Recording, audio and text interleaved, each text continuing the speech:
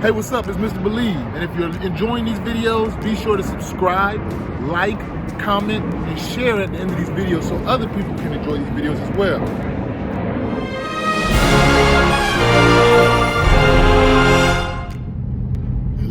Hello. KevBiyi.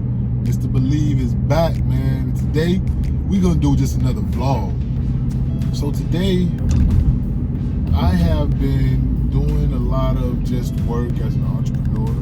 You know, I'm just gonna be talking, man, just vibing with you today, man. And I've really been thinking about just how I'm managing my finances. Really, you know. A few days ago, I went and I met with my financial advisor. It's really been on my mind, man. I really want to get settled and put a plan together in place, really to settle that down, that part of it down, as far as like with the insurance and things like that. I just feel like I'm gonna go a whole different direction. Like, I was so much trying to, like, you know, invest in real estate so hard and so heavy. And I think I'm gonna go another direction. I think I'm gonna go more towards smaller investments just to create the cash flow. And what I'm gonna do is, more as I pay down different debts, I'm gonna start investing more and more into life insurance. I want to convert eventually my whole term 80 into all whole life insurance. But I kind of want to put together a 3 to 5 year plan where I convert the entire amount to whole life insurance. I'm also going to be meeting with my trust lawyer on Monday. So right now I'm thinking of 3 different type of trust accounts that I want to set up with my family, with my wife, and also one for myself, just different buckets.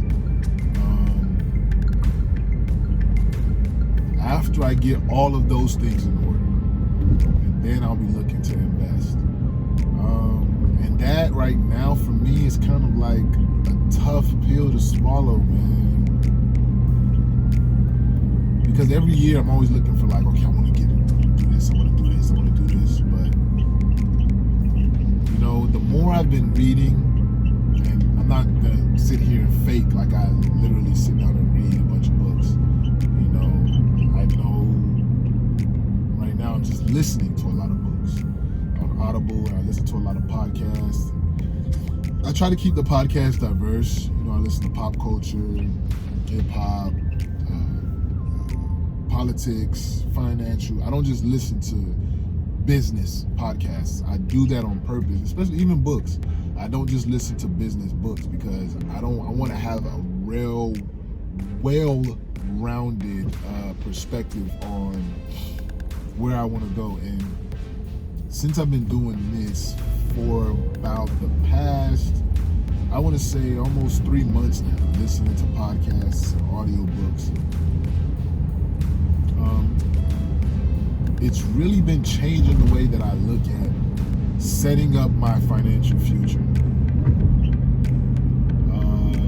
I really want to be a lot more methodical about it, and I'm looking at it more from like a Moses perspective. I may not see the promised land, but I'll lead you there type of thing.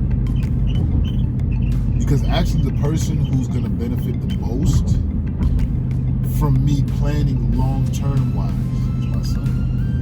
You know, I'm still gonna benefit, I'm still gonna live my life during this time. But as far as like really creating that wealth, I feel like I'm gonna be the catalyst, but it's gonna be more so the knowledge that I impart into my son to make sure that the next generation can carry this on. I don't wanna be in a situation where I've read a lot of things in the study where the second generation doesn't necessarily carry on the wealth. And I don't want that to happen, being that I already don't come from a family where very easy for, once I create a level of wealth, for it to go right back to the same old cycle if I'm not proactive and in being methodical about the way that I go about it. The number one factor in creating wealth is time. It's not how much money you got. It's not, I mean, yeah, there's some strategy involved because the strategy with the time makes it work. So it's like, because I've already wasted so much time, and I've just been thinking like that. I'm young. I'm 37. I turned 37 in a week from now. You're watching it. I'm creating this video the Saturday before my birthday. So my birthday's next Friday. But I'm gonna be 37. I know, I don't look it. Probably like I'm like 28, 29. You know, black don't crack. But but yeah, man, it's just got me thinking like, not that my youth is gone, but the prime of my youth is gone, so to speak. I'm in the prime of my life, but the prime of my youth is gone. So the person who's really gonna live it up and have the fun is gonna be my son.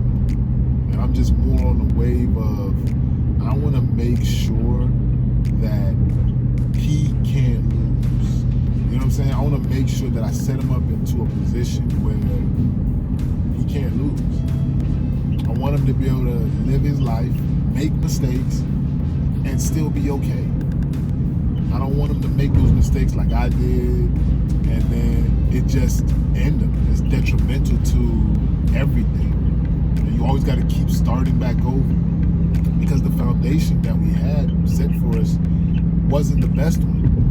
I love my parents, love everything that they've done for me.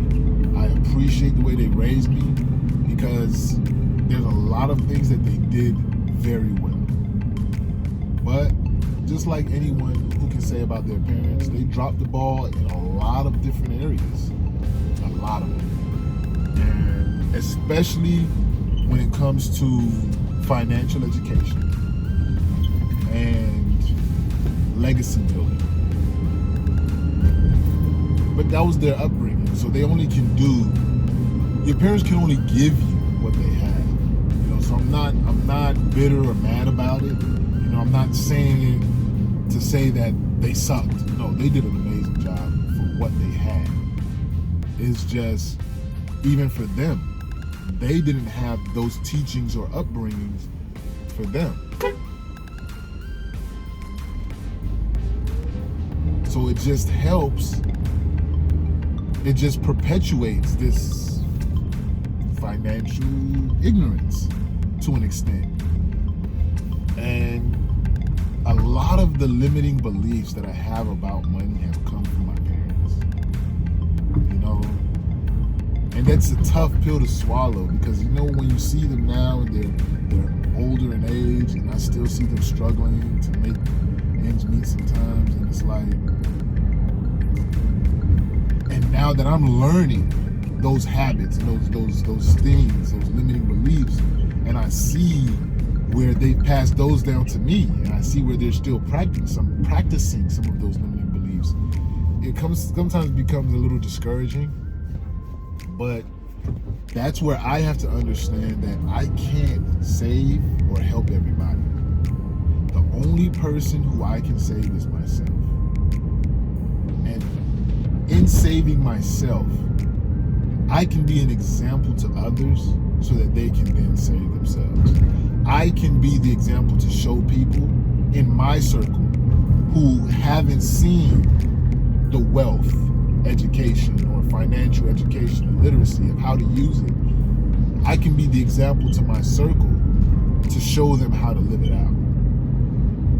And I'm not super religious, but that's just the Jesus effect.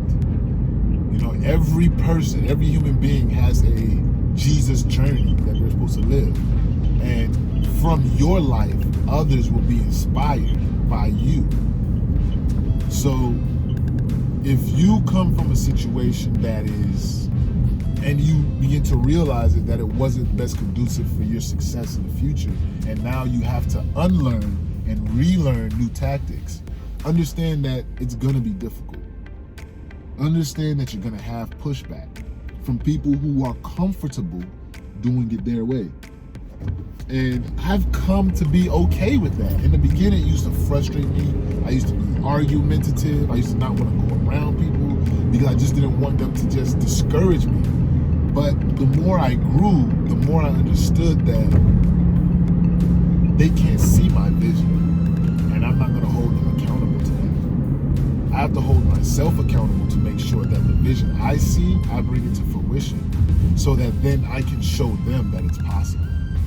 A lot of times people's not going to believe it until they can see you do it. And even sometimes after they see you do it, they're still going to say, who do you think you are? Yeah, man, I know this has just been like, I've been a little bit all over the place, but I'm just talking to you, man. We're just vibing, you know. This is just some of the things that I think about, man. It's not that I'm looking for an answer, but it's just something that you think about and you meditate on, and you just know that I honestly feel like I'm going in the right direction. I'm getting so much better with managing my expectations of other people, not being so drawn in when someone doesn't meet my expectations or someone doesn't, because I'm a type of person who I believe everybody does a certain thing. Like, oh yeah, you do that. Like, you don't do that? Like, that would be me sometimes. And I have recently become more and more empathetic to everyone else's struggle. You know, I've become more understanding of the fact that everybody didn't grow up like me, and I didn't grow up like everybody else. And I have become less expectant of others.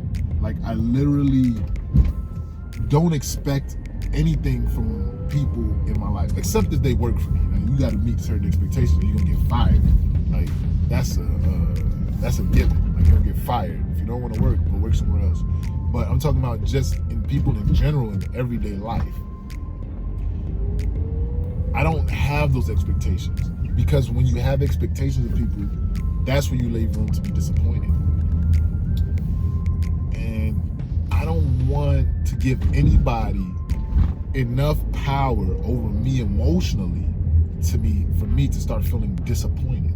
Disappointment is not a good feeling when it comes from somebody else. When somebody else lets you down and makes you feel powerless, I don't like that. I don't like being at the mercy of someone else to make me feel validated. You know, I don't look to somebody to validate me. Disappointment is good when it's you, when you're disappointed in yourself, because now you can take control of that. You can change the narrative, because now you know what you need to do so that you don't be disappointed next time. But if you're just having expectations of everybody and you're expecting them to carry a certain level of professionalism, carry a certain level of knowingness, you're going to be disappointed. And that type of disappointment is detrimental to your mental state as an entrepreneur. So we have to be very mindful of the expectations that we place on others, because it not only boxes them in to where it boxes them into what you feel they should be, but then it also boxes you in and doesn't allow you to now spread your wings, because you're still waiting on this person to fulfill something for you. Yeah, man. Like, we just gotta manage our expectations, really evaluate ourselves.